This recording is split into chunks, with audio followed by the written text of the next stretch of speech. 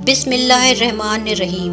5 عورتوں کو مرنے کے وقت تھوڑی سی بھی تکلیف نہیں ہوگی۔ وہ 5 عورتیں کون سی ہیں؟ جاننے کے لیے ویڈیو کو مکمل دیکھیے۔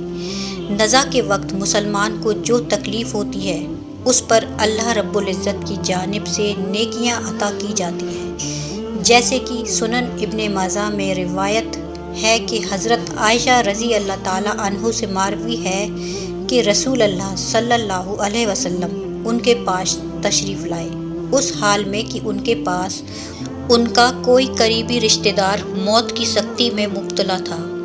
رسول اکرم صلی اللہ علیہ وسلم نے مشاہدہ فرما کر حضرت عائشہ رضی اللہ تعالیٰ عنہ سے فرمایا کہ اپنے رشتہ دار پر غمگین نہ ہو، اس لیے کہ یہ اس کی نیکیاں ہیں۔ نیز حضرت عائشہ رضی اللہ تعالیٰ عنہ سے ہی مضمون کی روایت ہے کہ جب رسول اللہ صلی اللہ علیہ وسلم کی وفات کی تکلیف میں نے دیکھی، اب میں کسی مسلمان میت کی حالت نزا کی تکلیف کو اس کے حق میں برا نہیں سمجھتی۔ بس مذکورہ حدیث میں معلوم ہوتا ہے کہ نزا کے وقت ہونے والی سختی مرنے والے کی بد عمالیوں کا ہرگز نتیجہ نہیں ہوتی۔ مسلمان کے حق میں اس پر اجر و ثواب اور گناہوں کی معافی کی ہی امید رکھنی چاہیے۔ ناظرین، 5 عورتوں کو مرتے وقت تکلیف نہیں ہوگی۔ حضرت سیدنا عثمان غنی رضی اللہ تعالیٰ عنہ نے فرمایا تھا کہ دنیا میں 5 لوگ ایسے ہیں جن کو مرتے وقت تکلیف نہیں ہوگی، ان کی روح آسانی سے نکلے گی۔ حالات نزا میں انسان کی آدھی روح اندر ہوتی ہے اور آدھی روح باہر ہوتی ہے اور بندہ تکلیف میں ہوتا ہے۔ اس وقت انسان کو پیاس اتنی لگتی ہے کہ انسان یہ چاہتا ہے کہ سمندر کا پانی پی جاؤ، اور اگر بلا فرض 7 سمندر کا پانی وہ پی بھی جائے پھر بھی اس کی پیاس کبھی ختم نہیں ہوگی۔ روح نکلتے وقت انسان کو جو تکلیف ہو رہی ہوتی ہے وہ ناقابل بیان ہے۔ حضرت سیدنا عثمان غنی رضی اللہ تعالیٰ عنہ نے فرمایا کہ یہ 5 لوگ ایسے ہیں کہ انہیں مرتے وقت ذرا بھی تکلیف نہیں ہوگی، یعنی کہ موت آسانی سے ہوگی اور بغیر تکلیف کے ہوگی۔ پوچھا گیا کہ جناب وہ کون سے 5 لوگ ہیں جنہیں موت کی سختی میں بھی نرمی میسر ہوگی؟ تو فرمانے لگے کہ سب سے پہلا شخص وہ ہے جو اپنے ماں باپ کی موت کے بعد، یعنی کہ ماں باپ کے مرنے کے بعد وراثت کا حصہ اپنی بہنوں تک پہنچانے میں جلدی کرتا ہے، یعنی کہ وراثت کا حصہ اپنی بہنوں کو جلدی اور بر وقت دے دیتا ہے۔ ایسا نہ ہو کہ بہن کے بچے بھوک سے بلک رہیں اور تم اس حق پر قبضہ مارے بیٹھے رہو۔ بہن اس انتظار میں رہے کہ میرا بھائی کب مجھے میرے ماں باپ کی وراثت میں حصہ دے گا۔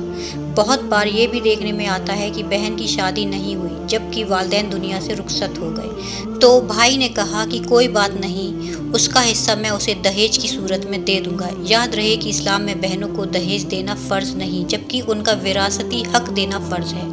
دراصل عورتوں کو دہیج دینا یہودیوں کی رسم ہے، اسلام اس کی ترغیب نہیں دیتا، لیکن اسلام میں عورتوں کا وراثت حصہ دینا فرض ہے۔ وجہ رہے کہ والدین کے ترکے میں جس طرح ان کے نارین اولاد کا حق و حصہ ہوتا ہے، اسی طرح بیٹیوں کا بھی اس میں شرعی حق کا حصہ ہوتا ہے۔ والدین کے انتقال کے بعد ان کے ترکے پر بیٹوں کا خود تنہا قبضہ کر لینا اور بہنوں کو ان کے شرعی حصے سے محروم ناجائز اور سخت گناہ ہے۔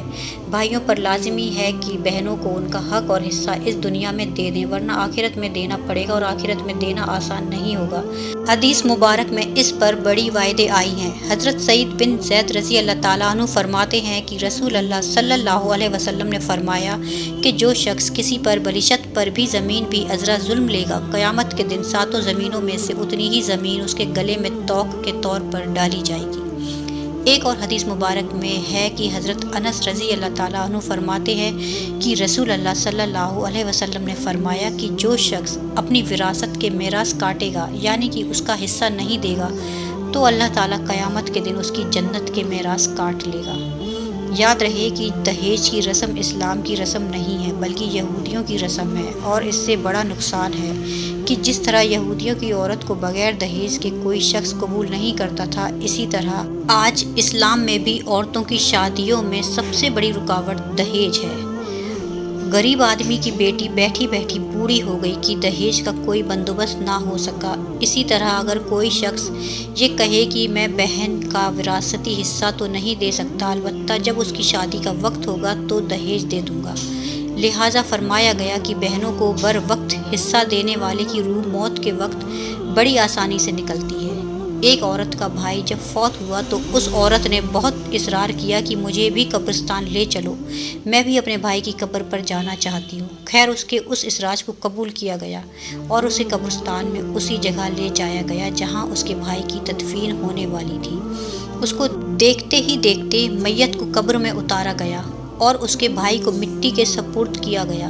جب دعا کی باری آئی تو تمام عزیزوں بقارب کے سامنے اس کی روتی ہوئی بہن نے آسمان کی جانب اپنے ہاتھ اٹھائے اور آسمان کی جانب دیکھا۔ اس کا دل رو رہا ہے، آنکھیں چشم چشم برس رہی ہیں۔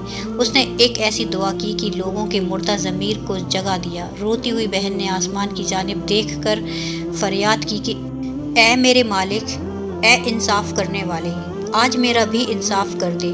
رو رو کر کہنے لگی کہ میرے مالک، تم میرے اس ظالم بھائی کو اپنی رحمت سے دور رکھنا، ایسا دور رکھنا جیسے اس نے میرے والدین کی وراثت سے مجھے دور رکھا۔ میرے بچے بھوک سے بلکتے رہے لیکن اس ظالم کو میرے بچوں پر ذرا بھی ترس نہ آیا۔ میں اپنے بچوں کو حرام جانور کا گوشت کھلانے پر مجبور ہو گئی۔ میرے بچوں نے بڑی ہی غربت کی زندگی گزاری ہے، جبکہ میرے اس ظالم بھائی کو کبھی بھی حیا نہ آئی، کبھی بھی رحم نہ آیا کہ میں اپنی بہنوں کی وراثت کا جو ان کا حق ہے اسے ادا کروں۔ اے میرے مالک، تو آج انصاف کر دے، اور جس طرح اس نے میری وراثت کے حق سے مجھے دور رکھا ہے اسی طرح تو اسے اپنی رحمت سے دور کر دے۔ تو ناظرین، صرف ایک لمحے کے لیے دل پر ہاتھ رکھ کر یہ سوچو کہ جب تم اپنی بہنوں کو ان کے وراثت کا حق ادا نہیں کرو گے تو کیا تمہاری بہنیں تمہارے لیے مغفرت کی دعائیں کریں گی یا جہنم کی دعائیں کریں گی؟ بہن کے لیے ظالم بن کے مرو گے یا مظلوم بن کے؟ ناظرین، بہن کا حق کھانا ایسا ہے جیسے خنزیر کا گوشت کھانا ہے۔ دوسرا وہ شخص جس کی روح مرتے وقت بڑی ہی آسانی سے نکلے گی، فرمایا کہ کثرت سے صدقہ کرنے والا شخص، یعنی کہ ایسا شخص جو اللہ کے رسول صلی اللہ علیہ وسلم کی رضا کے لیے اپنے مال و دولت میں سے یوں صدقہ کرتا ہے کہ جب وہ اپنے ایک ہاتھ سے کسی کو دیتا ہے تو دوسرے ہاتھ کو پتہ بھی نہیں چلتا۔ یعنی کہ دوسرا انسان وہ ہے جو کثرت سے صدقہ کرے گا تو اس کی موت کے وقت اس کی روح آسانی سے نکلے گی اور جان کین کا عمل اس کے لیے تکلیف دہ نہیں ہوگا۔ نمبر 3، ایسا انسان جو اپنی فیملی سے اچھا سلوک کرنے والا ہے، یعنی کہ اپنے ماں باپ، بیوی بچے اور بہن بھائیوں سے نرم دل کا رویہ رکھنے والا ہے، اپنی بیوی بچوں سے پیار کرنے والا ہے، حلال لقمہ کما کر اپنی بیوی بچوں کی کفالت کرنے والا ہے۔ بزرگان دین فرماتے ہیں کہ جب رزق تنگ ہونے لگے تو دسترخوان کو وسیع کر لیا کرو، یعنی کہ اپنی بیوی بچوں پر خرچ کرنا بھی صدقہ ہے، انہیں کھلانا بھی صدقہ ہے۔ لہٰذا ایسا شخص جو اپنی فیملی پر خرچ کرتا ہو اور ان سے حسن سلوک کرتا ہو تو جب وہ دنیا سے رخصت ہوگا تو اس کی روح نکلنے میں آسانی ہوگی اور اسے کوئی تکلیف نہ ہوگی۔ اسی طرح حضرت عثمان غنی رضی اللہ تعالیٰ عنہ نے جو شخص یہ سوچ کر نماز ادا کرتا ہے کہ جو نماز وہ ادا کر رہا ہے وہ میرے نبی صلی اللہ علیہ وسلم کی آنکھوں کی ٹھنڈک ہے۔ نماز دین کا سکون ہے، نماز مومن کی معراج ہے، اسلام و کفر میں تفریق ہے، تو 5 وقت کا نمازی موت کے وقت کسی قسم کی سختی میں مبتلا نہ ہوگا۔ پھر فرمایا کہ 5واں وہ شخص جو قرآن کی تلاوت کرتا ہو، یعنی کہ خود بھی قرآن پڑھتا ہو اور دوسروں کو بھی قرآن سکھاتا ہو۔ پھر فرمایا کہ راتوں کو تنہائی میں اٹھ کر قرآن پڑھا کرو اور قرآن پڑھتے وقت رویا کرو۔ فرمایا کہ اگر رونا نہ بھی آئے تو رونے کی کوشش کر لیا کرو۔ حضرت علی ہجویری گنج بخش رحمۃ اللہ علیہ سے کسی نے پوچھا کہ حضرت اگر رونے کی کوشش بھی کریں اور پھر بھی رونا نہ آئے تو پھر کیا کریں؟ تو فرمایا کہ پھر اپنے مقدر پر رویا کرو کہ تم اتنے سنگ دل ہو گئے ہو کہ تمہاری آنکھیں آنسو بھی نہیں بہاتی۔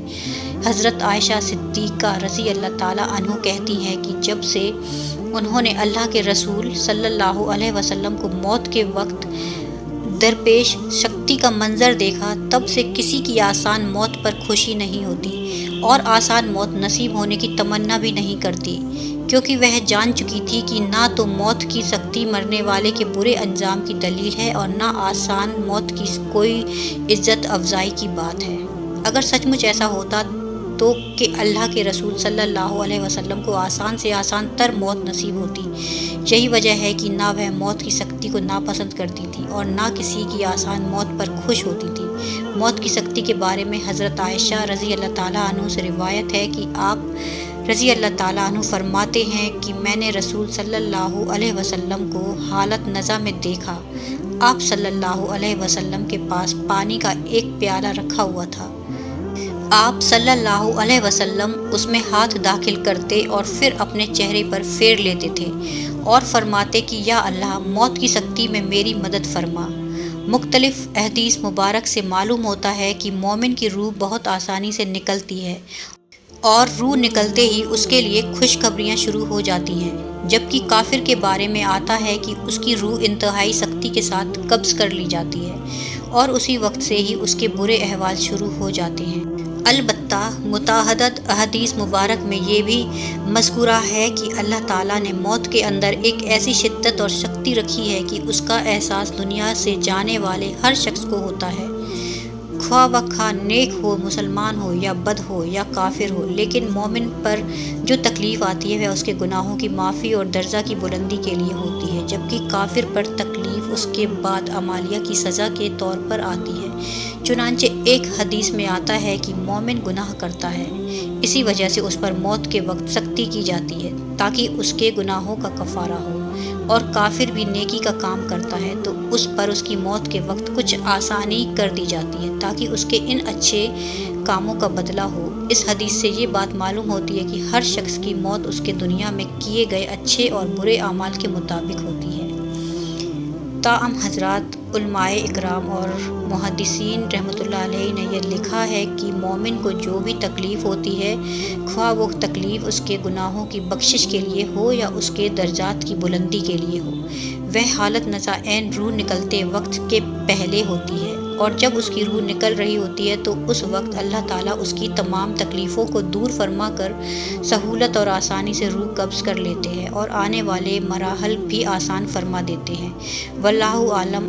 اللہ پاک سے دعا ہے کہ ہم سب مسلمانوں کی موت کے وقت کی سختیوں کو دور فرما کر ہمارا خاتمہ ایمان پر نصیب فرمائے، آمین۔ میرے پیارے دوستو، امید کرتی ہوں کہ آج کی ہماری یہ ویڈیو آپ سبھی کو پسند آئی ہوگی۔ ویڈیو پسند آئی ہو تو ویڈیو کو لائک اور ہمارے چینل وظیفہ زون کو سبسکرائب کر لیجئے۔ پھر ملیں گے کسی دوسرے ویڈیو میں، تب تک کے لیے اللہ حافظ، دعاؤں میں یاد رکھیے۔